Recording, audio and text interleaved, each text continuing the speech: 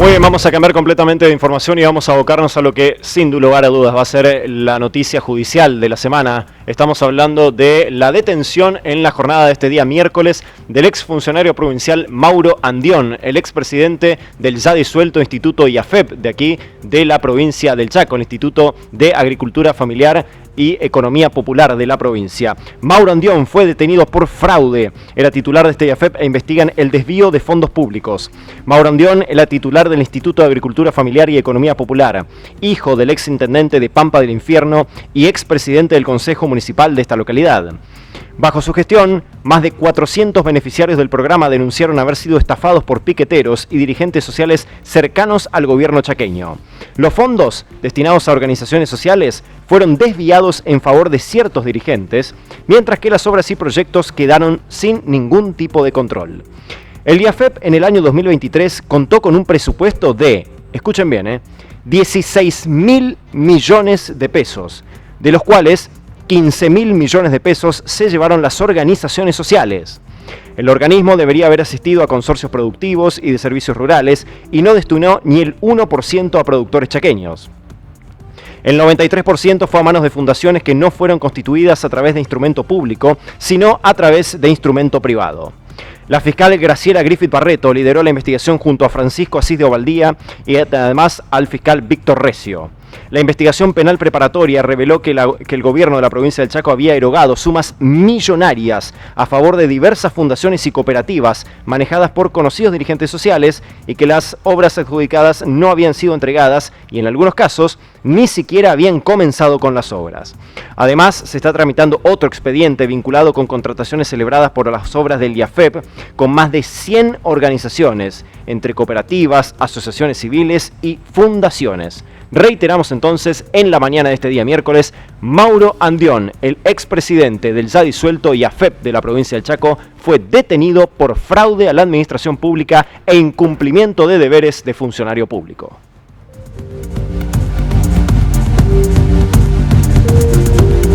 Y una vez conocidas estas detenciones, tanto de Andión como también de otra ex funcionaria del Instituto de Agricultura Familiar, consultamos a quien fuera en su momento interventora del instituto, la señora Clelia Ávila, quien hace referencia a cuáles fueron las irregularidades que detectaron en toda la actividad que desarrollaba el instituto y que, bueno, promovieron una serie de denuncias al respecto.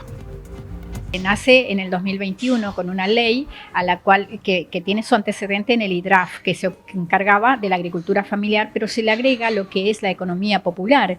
Y al involucrar en ese término economía popular, la intención era, en principio, según nosotros vemos en los programas o los decretos, era darle trabajo a las organizaciones, que podría ser una buena intención, ¿no? Yo creo que, pero en los hechos no hubo un control. Y es como para creer que era una pantalla, porque no se puede explicar tremendo desastre que fue la parte administrativa, legal y contable. Fue un descontrol.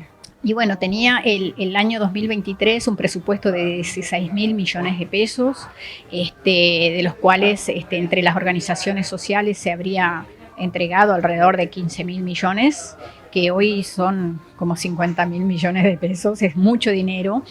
Yo he visto de todos los colores las irregularidades adentro. Bueno, muy bien, y al principio de este noticiero, en los títulos nada más, estábamos anunciando que íbamos a estar en comunicación exclusiva con el abogado justamente de Mauro Andión, que en la mañana del día de hoy, de este día miércoles, fue detenido. Estamos hablando del doctor Marcos Molero, que ya nos está escuchando muy gentilmente y brindándonos parte de su tiempo. Doctor Molero, muy buenas noches, ¿cómo le va? Los saludamos Elsa Yusa y Marco Messina de Noticiero 9 Central. ¿Cómo anda? Doctor Molero, ¿nos escucha? Bueno. Doctor. Bueno, Ya vamos a estar recuperando justamente la llamada. Exactamente. La información. Bueno, lo que estamos viendo, Elsa, son las imágenes del traslado de Mauro Ondión, conjuntamente también con otra detenida, quien es justamente María Laura Moreno. María Laura Moreno fue detenida también este miércoles tras abstenerse de declarar ante la justicia. Ella pertenecía justamente también a las filas del IAFEP de la provincia del Chaco, y así estamos viendo la imagen de los dos detenidos. Esto fue en la mañana del día de hoy. Ellos se habían presentado justamente a declarar frente a la fiscal, a la doctora Griffith Barreto, se abstuvieron de declarar ambos y automáticamente han quedado detenidos. Los ha detenido la División de Investigaciones de la Policía de la Provincia del Chaco, y en estos momentos que estamos viendo en imágenes, estaban saliendo de esa división rumbo a medicina legal. Un trámite de rigor que deben hacer todos los detenidos, ¿no? Y a partir de allí se iba a definir cuáles eran los lugares de detención de estas dos personas. Así que esto es lo que ocurría en la mañana de este día de hoy, cuando los detenidos salían de la División Investigaciones de la Policía de la Provincia del Chaco, ya para dirigirse hacia medicina legal, una vez detenidos y ya notificados de sus cargos y aquellos delitos que se le está imputando, ¿no? Tanto a Mauro Ondión como también a María Laura Moreno, quien es exfuncionaria también del IAFEP de aquí de la provincia del Chaco. Vamos a probar nuevamente con el doctor Molero, si nos está escuchando. Doctor Marcos Molero, ¿cómo está? ¿Nos escucha? La verdad que es muy, muy mala señal, no sé por qué, pero yo no sé si ustedes me pueden recepcionar a mí, yo los escucho bastante mal. Nosotros lo escuchamos perfecto, doctor, a usted. Evidentemente usted por ahí no nos recibe tan bien, ¿es así? Sí, ahí capto la idea más o menos, Marcos, pero escucho bastante mal, sí. Ok, doctor, vamos a tratar de hacerla clara entonces. La primera pregunta, doctor, es: ¿ellos se abstuvieron de declarar en el día de hoy, en esta jornada, frente a la Fiscalía, o algo pudieron aportar a la causa? No, les soy honesto, no se entiende absolutamente nada. Okay. Yo no entiendo a ustedes. Qué lástima, qué lástima. Bueno, vamos a intentar nuevamente. Ya vamos a intentar nuevamente, doctor. Poder tener todo el testimonio y bueno, toda la información que usted nos pueda brindar en torno a toda esta situación. No entiende, sigue sin comprender lo que estamos contándole. Sí, ya vamos a volver con el doctor Marcos Molero, que reiteramos es el abogado justamente de Mauro Ondión, que se ha presentado como abogado defensor en la jornada del día de hoy frente a este equipo fiscal que está investigando justamente este caso, ¿no? Equipo fiscal que es integrado por la doctora Graciela Griffith Barreto, por Francisco Jesús de Ovaldía y también por el fiscal Víctor Recio. Son los tres fiscales de la justicia ordinaria. Esto no se aclaró todavía, Elsa, no lo aclaramos todavía. Esto está investigando la justicia de la provincia del Chaco, no la justicia federal. La justicia ordinaria de nuestra provincia es quien está llevando la investigación de este caso. Exactamente. Bueno, y vamos a comentarles y adelantarles a ustedes, vamos a tratar de conocer un poquitito más cuál era la situación y cómo estaba conformada este instituto. Y, por ejemplo, vamos a comenzar con la flota de vehículos y el presupuesto que manejaba el Instituto de Agricultura Familiar y Economía Popular, que fueron adquiridos con fondos del presupuesto. Tenían 32 vehículos, entre ellos camionetas valuadas desde 80.000 a 3 millones de pesos. 7 de ellos fueron recuperados por el Estado provincial. Entre los modelos encontrados, Toyota Hilux modelos 2018, 2019, 2023, Citroën Berlingo modelo 2012, Volkswagen Surán modelo 2012, Ford Ranger 4x4, 4x2, Toyota Etios, Nissan Frontier. El presupuesto que estaba manejando el instituto en el año 2023 tuvo un presupuesto de 16.506 millones, redondeamos, ahí ustedes tienen la cifra definitiva, y al 31 de diciembre del 2023 se pagó 15.440 millones. El destino de estas sumas de dinero fueron en un 64% a programas de soluciones habitacionales, 16% al programa de infraestructura social básica y 13% al programa Reci Todos Chaco 3R. Nos dicen que... la cantidad de dinero que manejaba el IAFEP era tremendo. Muchísimo, Marco. 16.000 millones de pesos. En total se calcula que cerca de 50.000 millones de pesos eran los que se habían girado justamente al IAFEP. Más o menos, para que la gente entienda, se podría solucionar gran parte de la emergencia energética e hídrica que la provincia de Chaco está dando el crédito en este momento. ¿Serio? Sí. Doctor Manda. Escucho perfecto, Mesina. Excelente, muy amable. Muchas gracias por su tiempo, doctor. La primera pregunta que le quería hacer es si ellos se abstuvieron de declarar en la jornada del día de hoy frente a la Fiscalía o pudieron aportar algo para la causa. Concretamente voy a referenciar la situación de mi asistido, Carlos Mauricio Andión. Se abstuvo de declarar por la sencilla razón que la lógica secuencial del día a la fecha era presentarse a estar de derecho en la primera y única citación al momento recepcionada, enterarse en qué consistían las imputaciones y tras lo cual declarar. Nos anoticiamos luego de esta cronología que se había dispuesto la detención ante la, por supuesto, sorpresa que esto genera, si es que después de 27 años de profesión me puede sorprender algo en este sistema. ¿Y cuáles fueron las imputaciones, doctor? Las imputaciones jurídicamente hablando, 2 delitos, uno de ellos de mediana envergadura, defraudación en perjuicio de la administración pública, y uno de muy pequeña envergadura en términos de escala penal, cuál es el delito de incumplimiento de los deberes de funcionario público. ¿Por qué usted dice por qué usted sostiene que son de mediana envergadura? ¿A qué se refiere eso?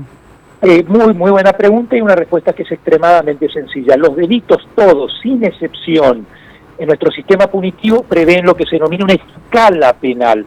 Fijan un límite mínimo y un límite máximo de amenaza punitiva. Y hay delitos que tienen penas exacerbadamente altas en previsión en abstracto, por ejemplo, el homicidio. Otros delitos tienen una pena media, por ejemplo, las defraudaciones, entre ellas la defraudación en perjuicio de la administración pública, y algunos tienen una pena muy pequeña, entre ellos el incumplimiento del deber de funcionario público. Y le explico para que incluso la audiencia entienda con mayor claridad. Si hoy en día, a la fecha, esta persona que ha sido detenida, que es Claudio Mauricio Andión, conocido como Mauro Andión, recibiera una condena, la misma sería casi con seguridad en suspenso. O sea, es más grave el proceso que una eventual condena que podría recaer sobre el mismo. Esto es porque la gravedad del delito lo fija el límite mínimo de la escala punitiva, y son delitos los imputados a Andión que tienen mínimos muy pequeños. Dicho esto, y abusando de vuestra amabilidad, respondiendo a su pregunta, ¿en qué consistieron las imputaciones? Debo decir, porque escuchaba mientras aguardaba en línea, que la FED manejó miles de millones o tantos miles de millones que hubiera solucionado tales problemas. Las imputaciones fácticas, los hechos en concreto que le imputan a Andión en la fecha rozan lo ridículo. Le explico. ¿En qué sentido, doctor? En el único sentido que la interpretación lo permite.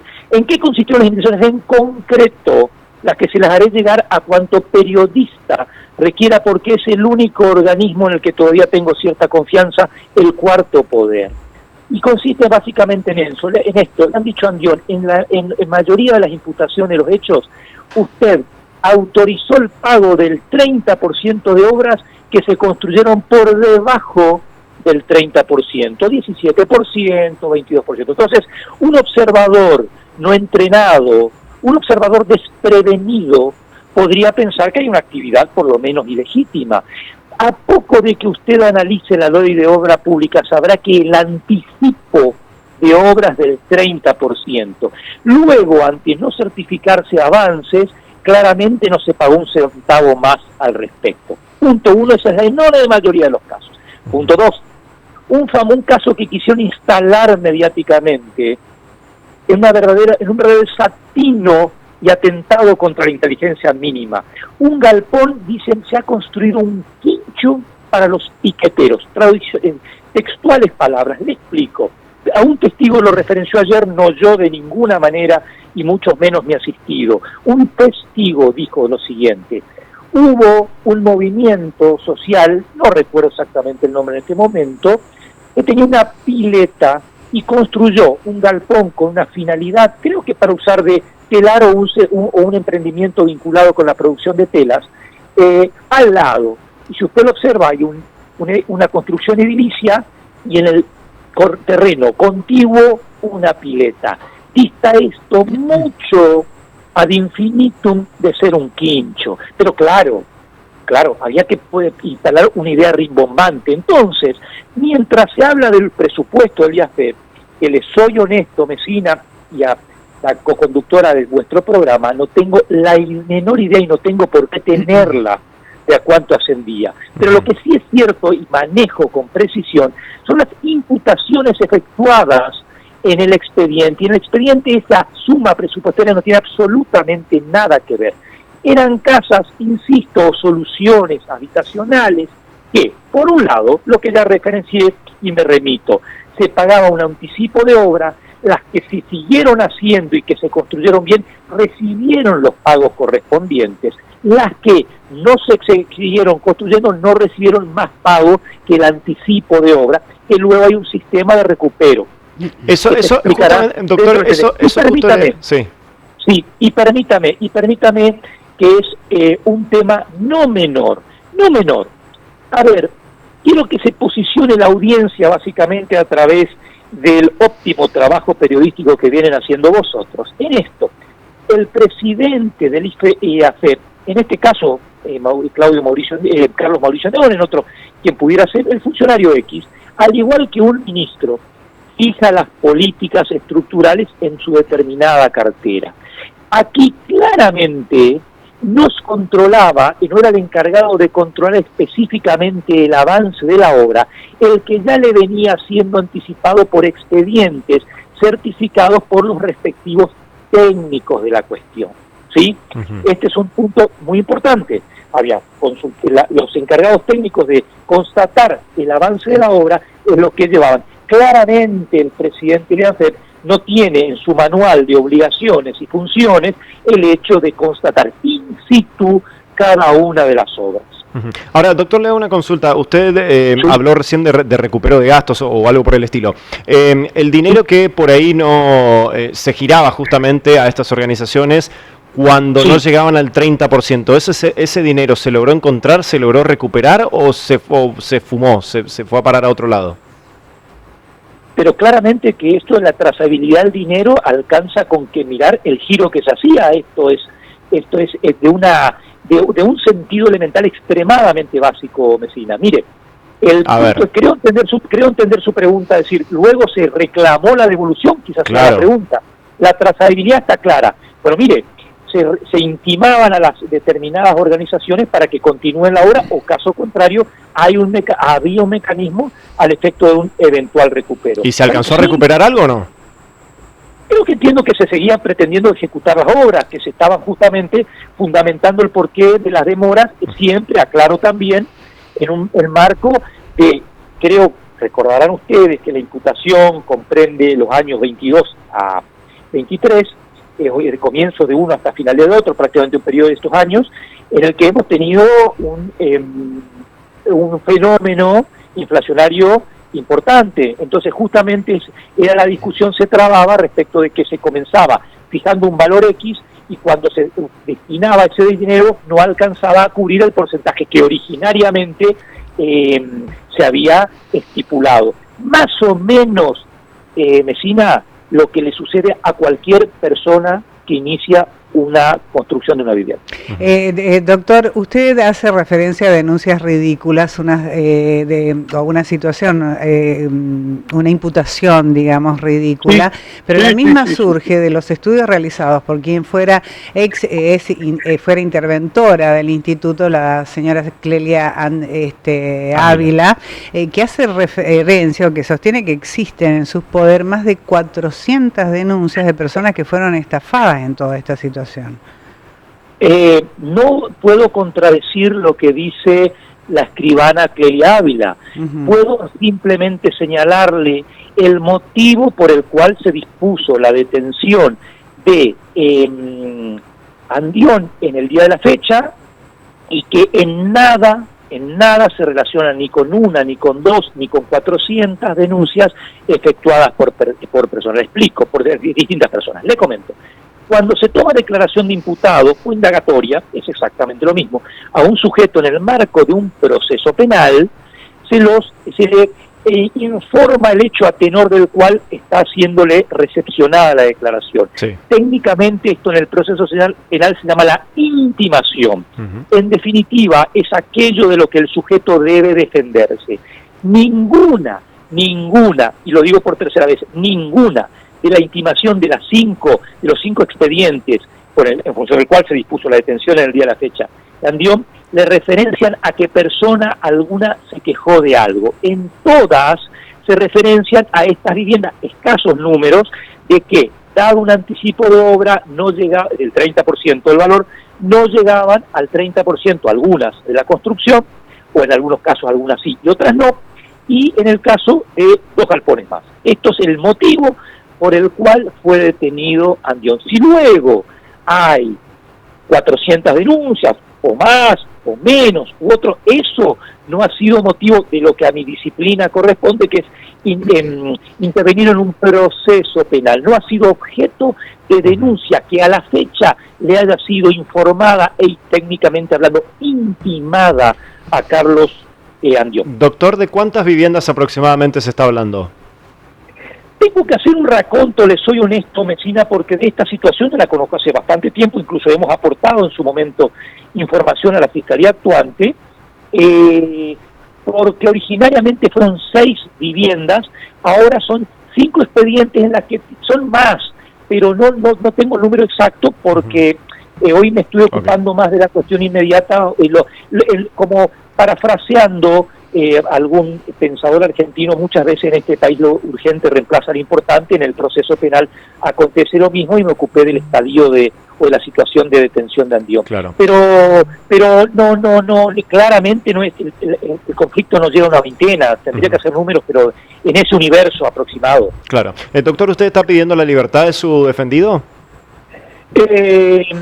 La Fiscalía, porque así lo dispone el sistema fiscal, el equipo, en este caso un equipo fiscal o cualquier fiscal, porque así lo dispone el sistema procesal penal de la provincia del Chaco, su código procesal penal, tiene un plazo de 10 días hábiles para ver qué hacen con el detenido, para resolver la situación procesal. Entonces yo voy a analizar, claramente que en un momento se pedirá la libertad, claramente que no necesariamente será mañana, sí anticipo que en este contexto en el que yo tendría que hacer un raconto de que creo que es por primera vez en la historia que por estos hechos delictivos y por estos tipos o construcciones normativas y tipos penales se ha dispuesto la detención de una persona que, insisto, ha comparecido la primera y única vez que fue citado, voy a ofrecer a manera de caución mi matrícula profesional garantizando que Andión ha de estar a derecho y que recuperando libertad no se dará a la fuga ni entorpecerá la investigación.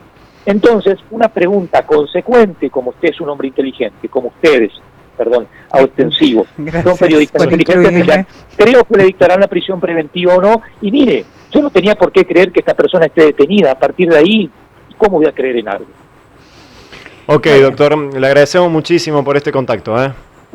El agradecido soy yo, por supuesto, y quedo a vuestra entera disposición. Bien, gracias, muy amable. amable.